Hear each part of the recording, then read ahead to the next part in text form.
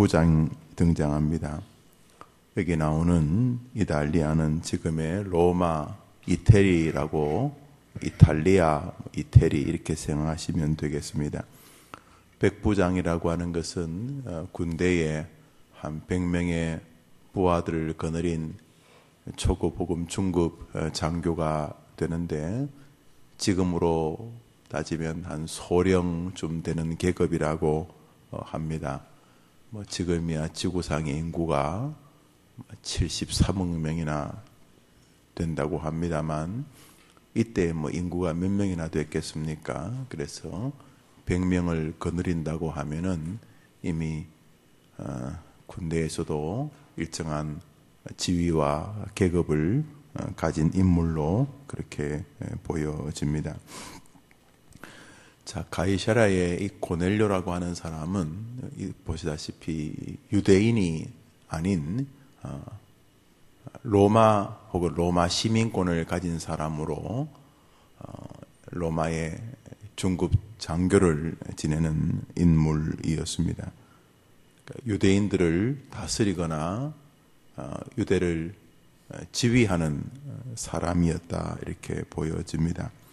그런데 이 사람이 어떤 연유에서였는지 하나님을 높이고, 또 유대 사람들 가운데서도 고넬료 그러면 아이고 그 장교는 참 신실한 사람이지 라고 인정을 받는 인물이었다고 성경은 기록하는데, 이 사도행전 10장은 사실 전반부에 베드로의 환상 중에 부정한 음식을 하늘로부터 내려보내신 주님께서 받아 먹으라고 하는 다소 좀 신비로운 부분과 뒷부분에 이 고넬료의 그의 신앙 태도를 기록을 하고 있습니다. 그런데 앞부분에 그 받아 먹으라 하시면서 내려왔던 그 음식들, 이스라엘 사람들은 돼지고기 이런 것들을 부정하다고 생각을 했습니다. 굽이 갈라지지 않았거나 되새김질하지 않는 이 짐승들을 좋은 짐승으로 보지 않았습니다. 또 이렇게 지느러미가 정상적으로 갖추어지지 않았던 그런 생선들을 좋은 생선 이렇게 보지 않았기 때문에 이스라엘 사람들은 그런 것들을 좀 멀리했고, 음식에 이렇게 피가 묻어 있는 그런 음식들, 우리로 말하면 선지국 같은 거, 선지국밥, 또 창자에 이렇게 피를 넣어서 만든 순대 이런 것들을 이스라엘 사람들은 이렇게 깨끗하지 않다고 생각을 했습니다. 성경이 그 많은 음식으로 보았습니다. 그런 것들이 내려오니까 모세 오경에 피하라고 되어 있다는 그런 말씀을 하면서 베드로가 하나님, 저는 그런 거 안 먹는 거 아시지 않습니까?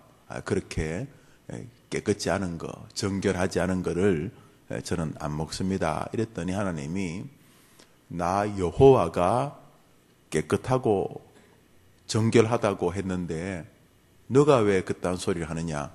받아 먹어라. 나 여호와가 깨끗하다고 한 것을 너가 그렇게 나대지 마라. 이러면서 말씀하셨어요. 베드로가 놀랐습니다.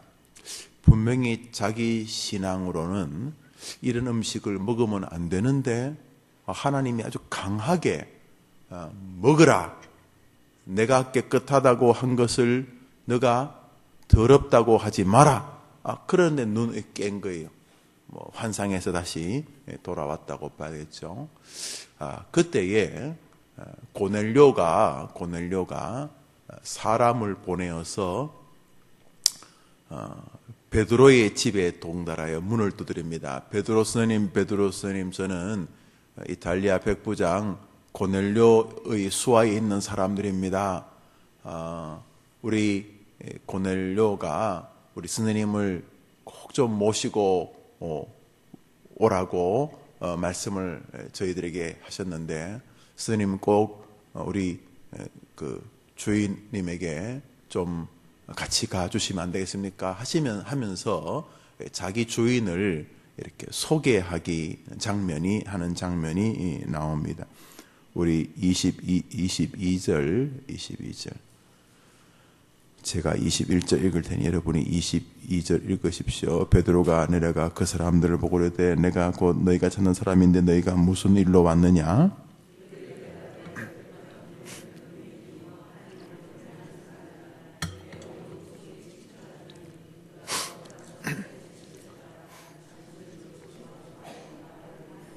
이제 이 수하의 사람들이 와가지고 자기들이 여기까지 오게 된 것을 이야기하면서 고넬료는 아주 신실한 의인이고 하나님을 경외하고 유대 사람들에게 칭찬을 받는 사람입니다. 이렇게 말을 합니다. 그래서 베드로도 따라가자 하면서 이제 그들의 집으로 이제 가게 됩니다. 그런데 이 환상 중에 내려오는 이 음식들을 이 사도행전 저자의 누가는 바로 이 고넬료를 소개하기 위해서 잘 정렬해서 배치해 두었습니다. 물론 하나님의 주권 안에 성경이 기록되었습니다만, 무슨 말이냐 하면 예수님께서 승천하시면서 제 아들에게 늘 하셨던 말씀을 기억시켰는 것이 뭐냐면, 성령이, 내가 간 다음에 성령이 너희에게 임하시게 될 것이다. 성령이 너희에게 임하시면 너희는 예루살렘과 유대와 사마리아와 땅 끝까지 복음이 전파되는 것을 너희들이 보게 될 것이다. 하나님의 나라가 그렇게 확장되어져 가고 누룩처럼 번져가는 것을 보게 될 것이다 하고 주님이 예언을 하셨는데, 바로 오늘 이 사도행전 10장은 주의 복음이 예루살렘에 있던 백성들과 나아가 유대와 사마리아와 땅끝까지, 여기서 사마리아까지는, 유대까지는 이스라엘을 말하는 것인데,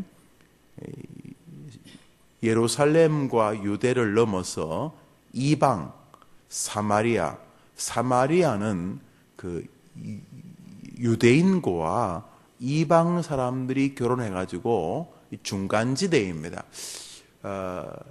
라이따이한이라고 하는데, 월남전에 우리 국군들이 가서 그곳에서 전쟁하면서 월남 여성들과 사이에서 아이들이 생깁니다. 뭐 칭찬받을 만한 일은 아닙니다만 그 전쟁의 비극 같은 것이죠. 우리나라에도 인순이시죠. 그 연예인, 가수 하시는 분. 근데 본인은 아버지가 미국 군인이었고 또 어머니가 한국인이었다는, 우리 잘 알고 있지 않습니까? 이렇게 혼혈이니까 분명히 절반은 한국 사람인데 절반은 미국 사람 혹은 일본 사람인 것 같은 그 중간지대 사마리아가 이스라엘 사람들과 이방 사람들이 결혼하여서 서로 이렇게 혼혈 민족 혹은 혼혈 부족을 이룬 지역입니다. 그러니까 예루살렘과 유대까지는 이스라엘 사람들이라면 사마리아는 이스라엘 사람과 이방 사람들이 섞인 중간지대, 그리고 땅끝은 유대인과 사마리아를 포함한 모든 이방인들까지 이렇게 표현하는데, 오늘 주님의 이 예언의 말씀, 이 복음이 예루살렘과 유대와 사마리아와 땅끝까지 전파된다고 하는 그 복음이 사마리아까지도 넘어서 이방인에게까지도 복음이 전파되어진다는 것을 증명하는 본문입니다. 사도행전 10장은 그런 면에서 기독 선교 역사에 굉장히 중요한 장이고, 주님의 말씀이 선교학적으로 완전히 성취되었다는 것을 이렇게 선언하기 때문에 선교학에서 학위를 하는 사람들은 항상 끌적거려야 될 본문이 바로 이 사도행전 10장입니다.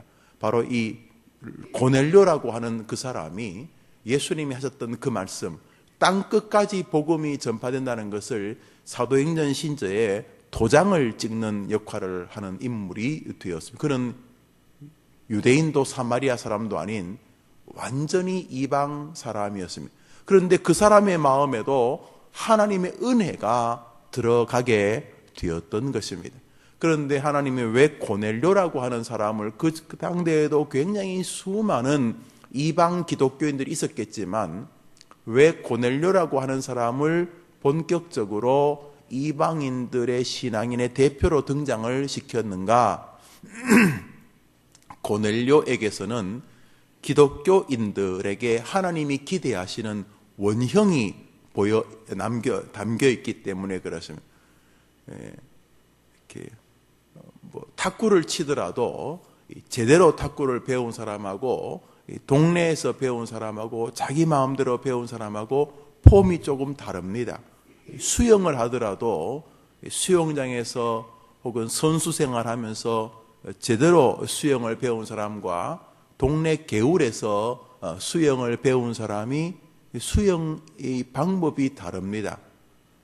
바둑을 배우더라도 충암중학교인가 고등학교인가 그런 데에서 배우거나 한국 기원의 누구 문화생으로 들어가서 바둑을 이렇게 어릴 때부터 배운 사람과 그저 동네에서 혹은 우리가 보통 부동산 바둑 그렇게 말하던데 그냥 이렇게 동네에서 서로 담배 내기 이렇게 하면서 배운 바둑이 전혀 다릅니다. 몇십 년씩 바둑을 떠도 바둑 경력이 50년이어도 제대로 배운 어린 애를 이기는 건 불가능합니다. 한 대여섯 점을 줘도 될 만큼 그렇게 어렵습니다. 교회를 다녔고 신앙생활을 해도 우리 주님이 기대하는 원형적인 모습이 이방 사람들에게조차 이방 사람들에게 주님이 기대하시는 모습들, 그러니까 정통 유대인뿐만 아니라 전혀 어린 시절 토라 교육을 받지 못하고 또 온전한 신앙생활을 하지 못했 이방 사람들이지만 바로 그 이방 사람들을 향한 기대를 오늘 본문에서 고넬료가 가지고 있었기 때문입니다. 자, 이렇게 이상한 족발 같은 것들, 불결하다고 생각했던 것들이 내려와서 먹으라는 것은 칼빈에 의하면은 베드로조차도 이방 사람들에게까지 복음이 전파되는 것을 주저했다는 것입니다. 이방 사람들에게도 복음이 늘 이렇게 분명히 복음은 이방 사람들에게도 전해질 것이라고는 생각하고 있었지만 사실은 이방 사람들에게 복음이 전해지는 것이 참 베드로 역시 마음에 불편하고 있던 즈음에 이방 사람은 지옥의 불쏘시개라든지 이방 사람은 하나님의 저주의 대상이라는 생각이 컸던 베드로에게 우리 하나님이 너가 불결하다고 하는 저 이방 사람들, 네가 지옥의 불쏘시개라고 생각하는 저 이방 사람들을 나 여호와가 구원하기로 결심했는데 너가 왜 아니라고 말하거나 주저하느냐, 이런 의미로 하나님이 불결한 음식들을 내려보내시면서 기꺼이 먹으라 했다, 이렇게 해석을 했습니다. 예, 대부분의 개혁주의자들은 칼빈의 번역을 해석을 따릅니다. 그렇죠. 하나님이 이방 사람들에게 구원의 은혜를 주시기로 마음먹었는데 너가 왜 이방 사람에게 가서 복음 전하는 것을 주저하느냐. 자, 그런 면에서 이 사도행전 10장은 전체가 다 고넬료라고 하는 사람의 신앙의 초점을 맞추고 있는 것을 보게 됩니다. 우선 고넬료는 사람들에게 자신이 하나님을 믿으며 다른 사람들에게 친절한 인물이고 스스로 믿음 안에서 거룩한 길을 추구했던 사람이라고 보여집니다. 뿐만 아니라 이 고넬료는 하나님을 앙망하고 기대하는 마음에 신앙을 가지고 있었다고 말합니다. 우선 이제 베드로가 고넬료의 집에 도착했을 때 고넬료의 됨됨이가 등장을 합니다. 우리 26절을 보겠습니다. 사도행전 10장 26절입니다. 읽읍시다. 시작.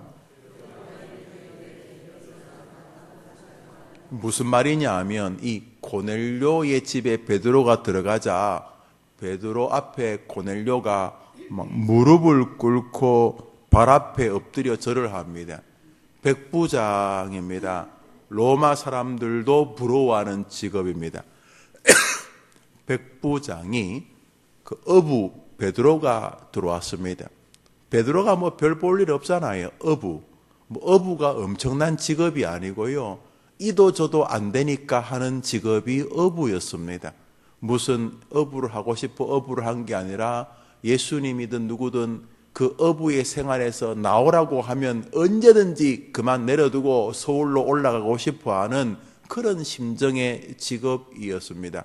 그런데 그 베드로가 고넬료의 집에 들어오자마자 고넬료가 너무 당황스러운 행동을 했습니다.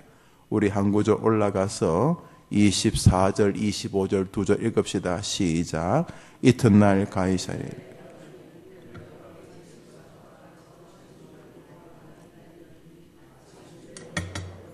고넬료가 맞아 발 앞에 엎드려 이렇게 된 것입니다. 사람들을 모아놓고 들뜬 마음으로 기다리고 있다가 베드로가 턱 들어오니까 발 앞에 엎드려 절하니 베드로도 깜짝 놀란 것 같아요. 그게 익숙하지 않았어요. 베드로도 당연하다고 생각하지 않고 하고 놀란 거예요. 그리고는 26절에 베드로가 고넬료를 일으켜 이르되 일어서라 나도 사람이라. 여보게 왜 이러시나? 내가 무슨 하나님 아니야? 이렇게 할 만큼 극진하게 그를 공경했다 이렇게 말하고 있습니다. 이제 우리가 읽었던 33절을 우리 읽읍시다. 33절 읽읍시다. 시작.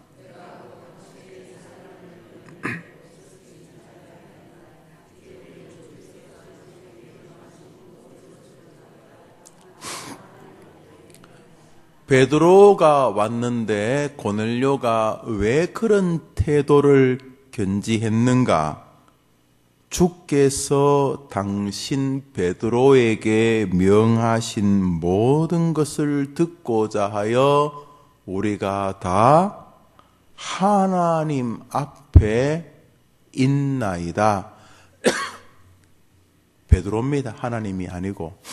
베드로가 그 어부 출신 베드로, 자기들이 지배하는 국가의 약소 국가, 나라가 거의 망해서 로마의 밥이 된 그 나라의 어부 출신의 한 사람이 왔는데 그 지배하고 있는 나라의 백부장이라고 하는 높은 관리가, 군인이 그 베드로 앞에 무릎을 꿇고 엎드려 절할 베드로가 일어나시게 그랬을 때 이 고넬료가 자신의 마음을 이렇게 표현합니다. 우리는 하나님께서 당신에게 말하신 그것을 들으려고 우리 모두가 한번 따라합시다. 하나님 앞에 있나이다. 정리하면 하나님이 이방 성도들인 우리도 유대인 아니잖아요. 우리들에게 요구하는 삶이 무엇인가? 하나님이 어떤 사람들을 기념비적인 신앙인으로 인정하시고 어떤 사람을 하나님이 예루살렘과 유대와 사마리아와 땅끝까지 복음이 증거되었다고 받아들이시는가? 하나님이 어떤 종류의 신앙인들을 하나님이 기뻐하시는 하나님의 나라가 임한 예루살렘과 유대와 사마리아와 땅끝까지 하나님의 나라가 진격한 것처럼 인정하시면서 기뻐하시는가? 어떤 성도들을 하나님이 그 오른손을 들어주시며 인정해 주시는가? 평소의 삶 속에서 하나님을 공경하고 사람들에게 친절하게 대하면서 주변 사람들에게도 우리 주인은 하나님을 섬기는 사람이라고 인정하는, 주변 모든 사람들이 내가 예수 믿는 거 알까봐 두려워하고, 다른 사람이 내가 예수 믿는 거 알면 생활도 불편하고 직장 생활도 어렵고 또 내가 말도 조심해야 되고 술도 같이 먹기도 어렵고, 하여튼 내가 예수 믿는다고 말하면 뭔가 긁어치는 게 많아서 예수 믿는 것을 애써 말하고 싶어 하지 않는 것이 아니라, 높은 사람이나 낮은 사람이나 누구에게라도 우리 주인은, 우리 김 과장은, 우리 김 대리는, 우리 김 회장님은, 우리 우리 박 의원님은, 박 총리님께서는 예수님을 믿으시는 분이십니다 하면서 주변 사람들에게 자신이 그리스도인인 것을 보일 뿐만 아니라, 겉으로만 보일 뿐만 아니라 이 사람의 마음이 늘 하나님을 기대하는 마음을 가지고 살아서, 베드로가 왔는데 그 앞에 엎드려 절하는 것은 뭐 잘 보이고자 이런 게 아니라 하나님의 음성과 하나님을 나에게 알려줄 사람이라는 것 때문에, 다시 말해서 베드로가 아니라 베드로 안에 계신 그 하나님에 대한 앙망함이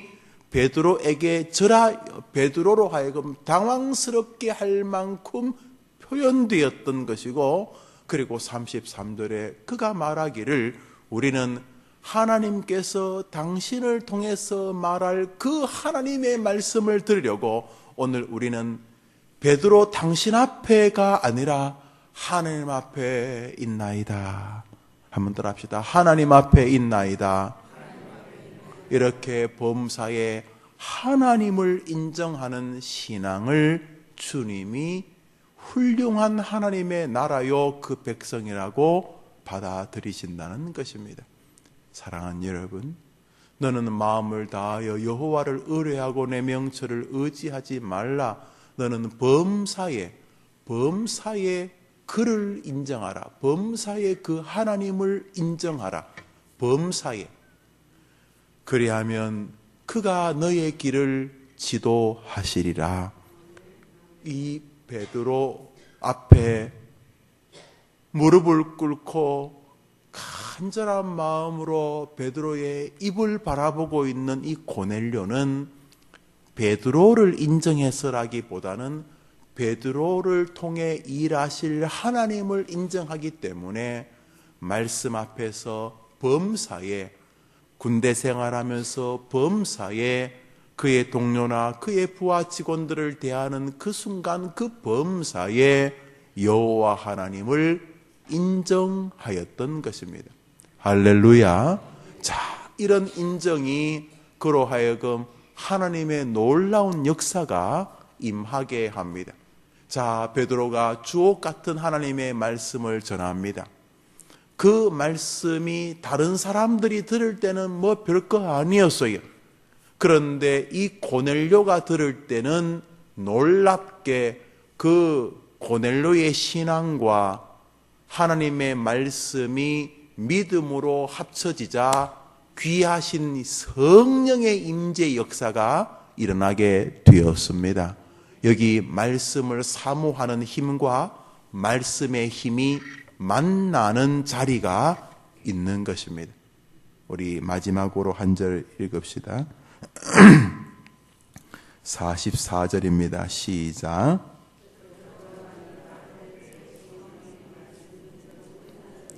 고넬료 한 사람의 그 간절한 마음의 자세가 고넬료와 그 설교를 듣는 사람들 모두에게 성령 임재로, 열매로 하나님이 응답해 주셨습니다. 복된 주일입니다. 우리 사랑하는 성도님들에게 우리 주님이 나는 이 시대에 동일하게 고넬료를 찾고 있다라고 말씀하십니다. 고넬료, 그 고넬료의 신앙을 하나님이 깊이 사랑하시고 인정하심을 보면서 우리에게 넘치는 은혜와 우리에게 부족한 은혜가 무엇인지를 생각합니다. 복된 한 주간, 주일로부터 출발하여 주말 토요일이 지나는 그날까지 그래서 다음 주일날이 돌아올 때까지 이 한 주간 내가 있는 그곳에서 고넬료처럼 하나님을 인정하고 하나님의 사람을 인정하고 하나님의 말씀을 인정하는 신앙가뿐만 아니라 여러분이 하나님을 인정하는 믿음을 여러분 주변의 모든 사람들이 알 수 있도록 사람들 앞에서 하나님을, 예수님을, 성령님을 고백하고 부인하지 않는 신실한 기독교인으로 또 한 주간의 승리자 되시기를 축복합니다. 기도합시다. 하나님 아버지 감사합니다. 복된 주일 사랑하는 모든 성도들에게 고넬료를 찾으시는 하나님의 마음을 알려주소서. 이 시대에 고넬료와 같은 한 인물로서 주님을 높이고 자신에게 매어진 모든 일들을 잘 감당하게 도와주시옵소서. 오늘 드려질 모든 주일 예배를 축복하여 주옵소서. 새벽에 나와 헌금을 드립니다. 주님이 기쁘게 받아 주옵시고 물질 세계에서도 저들에게 자비를 베풀어 주옵소서. 새벽 찬양 내가 수고합니다. 전사도 흠모하는 저 찬양을 기쁘게 받으시고 저 귀한 자리에 잃어버리는 일이 없도록 은혜를 내려 주옵소서. 예수님의 이름으로 기도합니다. 아멘.